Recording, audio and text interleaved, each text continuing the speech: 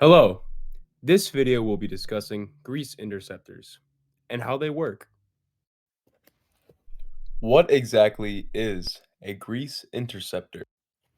Grease interceptors are very similar to grease traps, but the difference is grease interceptors are outdoor filtration systems, usually getting access through manhole covers. In this diagram, the liquid starts at the kitchen sink, travels through the inlet pipe. All of the grease and solids go down in the primary tank as the clean liquid travels through the crossover pipe and into the secondary tank, and then out through the outlet pipe. We will now show you how Evergreen Grease handles these grease interceptors.